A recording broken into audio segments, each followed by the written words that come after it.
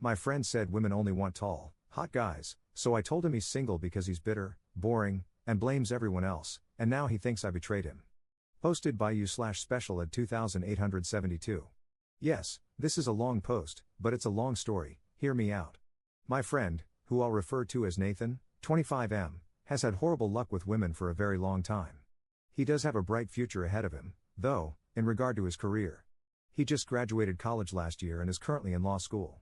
However, he's been homeschooled his whole life and does all his college courses and law school online, not in person, which leads me to this next point. He's never had a girlfriend, never been on a successful date, is still a virgin, and low-key doesn't have many friends in general either, so his social skills are really underdeveloped.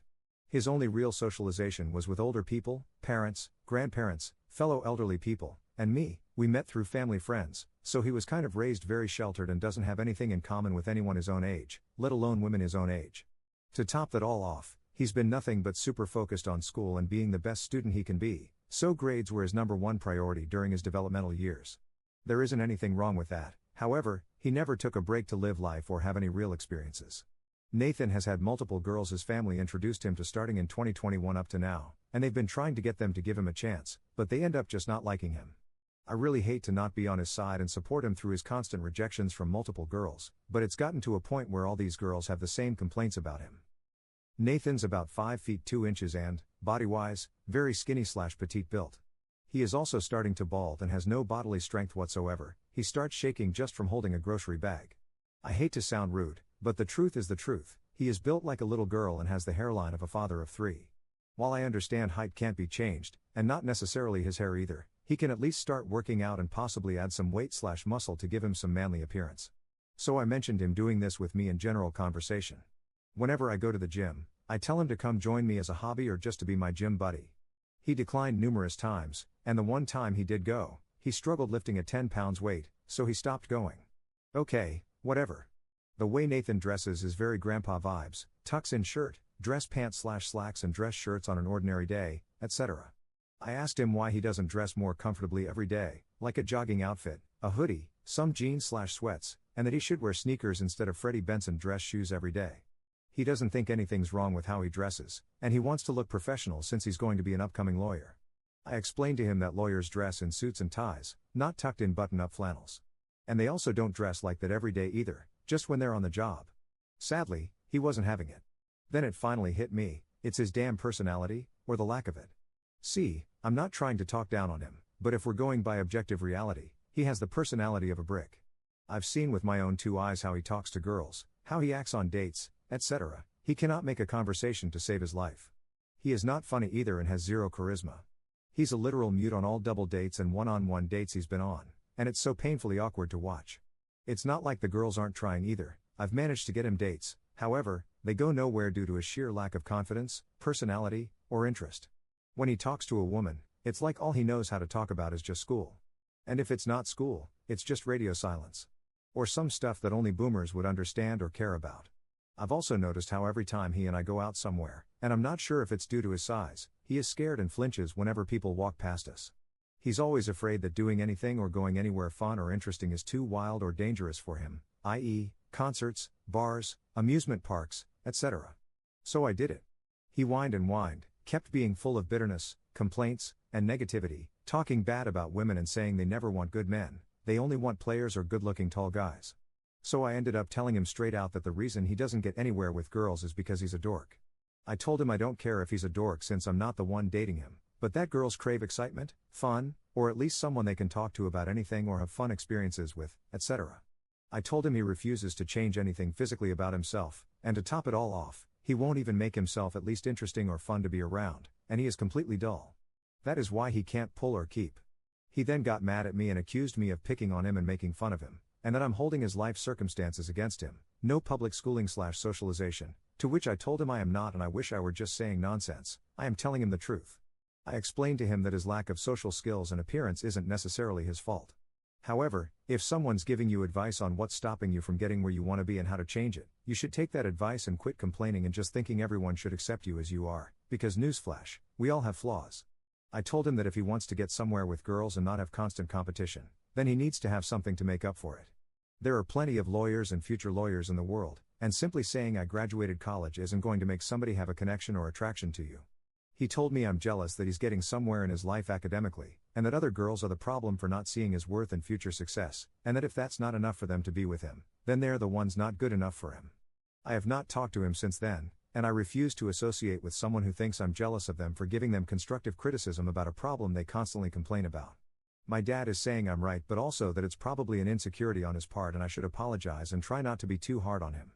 I feel like I shouldn't be friends with somebody who can't ever see what's wrong with them or accept their flaws without crying about it and blaming others, though, because that's just plain toxic to me. Am I the jerk for being brutally honest with my friend about why women don't like him? Top/relevant comments. Is there any chance that Nathan could be autistic? I'm not gonna lie, I kind of had a feeling for a couple of years that might have been his issue, especially since mental disabilities run in his family. His brother had Down syndrome and passed away. But even then, most autistic people are already kind of aware that they're a little different from others and simply just need to be told what to do/not to do in regards to social cues, and they grasp it quickly. Also, I've met many autistic people who actually had a personality. My friend absolutely refuses to accept that he's kind of a weirdo and that he has none at all, so I'm not sure where that leaves him. Commenter. Like you said, it's not about his past, it's that he doesn't even want to attempt improving himself. Going to the gym doesn't even have to be about working out, it should be about learning to socialize. Maybe he needs to take an art class, yoga class, or something just so he can learn how to talk to people in general before he goes on dates. Ops response. I've tried to introduce him to a lot of my friends, so he can try to have a friend group. He failed numerous times to get along with them due to a lack of anything in common or, once again, not being able to make conversation or even say something funny to at least break the ice. He also thinks they're all reckless, dangerous, and bad influences because they go to parties and drink here and there. They're literally 25 plus, so I'm not sure what the big deal is if they party or have a beer. Commenter 2. But as unrelated practical advice, I think asking him to do things he knows he would not enjoy, like concerts and bars, is not helpful. I would encourage him to find and pursue time in a hobby he has any sort of potential interest in. Because then you can talk to other people who also pursue that hobby, which immediately gives you something to talk about. Usually, it's not too hard to find a club or group for any potential hobby that exists. This is really helpful for people who are bad at holding conversations. Ops response. Oh, I've tried that. The thing is, he has no hobbies or interests. He's just school, family, and more school. I've recommended hobbies to him, like getting into cars, sports, even video games. All of it is unappealing to him so long as it's something fun and not something to do with being ultra serious, respectful, and studying, unfortunately. What kinds of things does Nathan like to talk about? He only likes to talk about boring things or things from hundreds of years ago.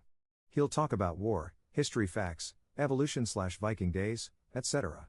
When I say boomer stuff, I mean he doesn't watch anything but the news, reads newspapers, I didn't even know they still made them, and only talks about work/school, plays bingo, and gets along only with elders. Yes, those could be his hobbies, which I don't have an issue with or care that he's into them.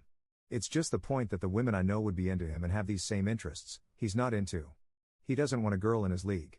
He wants the popular, beautiful, charming women with multiple better options than him, but they also have to be a virgin and have the demeanor of Mother Teresa at the same time. Then, when they don't like him or have any of these same interests as him, or he finds out said woman doesn't exist, obviously, he gets all bitter and whiny. I don't know if he was raised on Disney princess movies or something, but dude doesn't want to live in reality. Commenter 3. The part about him being jumpy and scared whenever anyone passes by him is what stands out the most. Is it possible that he was abused? He was homeschooled, so no one would have seen anything, but a lot of times that is the reaction people develop when they have to walk on eggshells as a child in their home because they didn't know what to expect from parents and when they would get mad at something. Ops response. No, he was not abused. He was a very loved child, actually.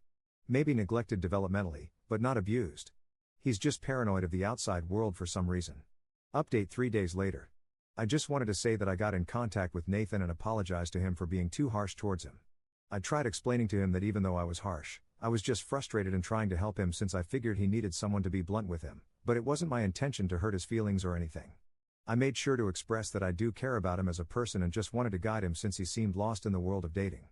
He didn't really accept my apology, told me that I'm on the path to being a broke, loser bum because I'm in a different field than him, and he has decided that everything I told him was just out of jealousy.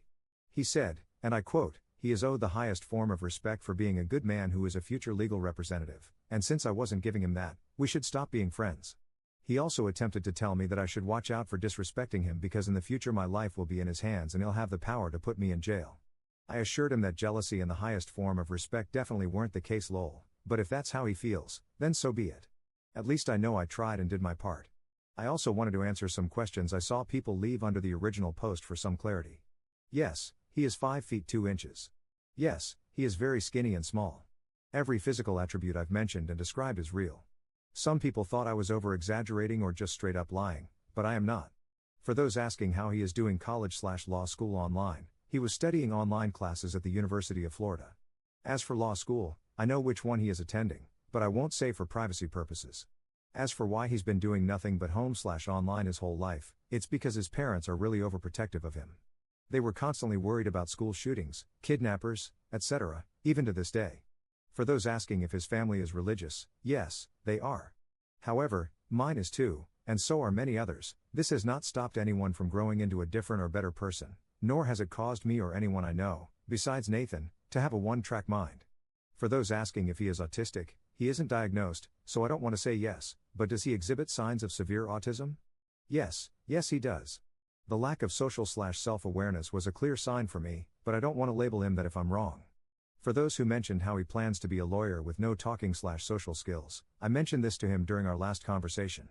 I told him to forget about women, and politely explained that he also needs to improve his communication and social skills if he plans to be a lawyer, because without that he isn't going to make it very far. He told me he's got it all figured out, and as long as he gets that degree, that's all he needs to be ultra successful in law. I told him that's not how it works, and you quite literally have to be slightly manipulative and convincing in order to make a name for yourself, because what good is your degree if you suck at actually performing your job? He once again tried to tell me that I'm jealous and don't know what I'm talking about. So yeah, after all that, I've accepted that our friendship is over, and I'm not sure where he's going to land in the future, whether in regards to romantic relationships or his actual career. I was also the only friend he had, so I do wish him the best and hope life doesn't humble him to the point of no return. I don't think he's a bad person, just out of touch with reality, and I hope that doesn't backfire too harshly on him. Top/relevant comments. Commenter. In the original post, you mentioned that he had a disabled sibling who died young. Your former friend isn't necessarily autistic. His parents coped with the pain of one child dying by isolating their remaining child for safety. They kept him away from life experiences and developing social skills by never putting him in situations where he was forced to learn to interact with other people. He's wildly ignorant as a result, and arrogant in his ignorance. This is developmentally normal for a young teenager. Just how old was he when his brother died? If you have the mental bandwidth, keep a line of communication open. If and when he realizes that he's been neglected, he may reach out to you. You don't have to put up with any BS, but if he's honestly gotten to that point, a kind word or two could be part of how he develops. Ops response. He only died a year ago. Not long enough to shield Nathan from the world. They've been doing this. Commenter 2. Man, he's going to have a rude awakening once he starts working. His parents really set him up for failure. Hope he wises up, gets therapy, and starts working on himself.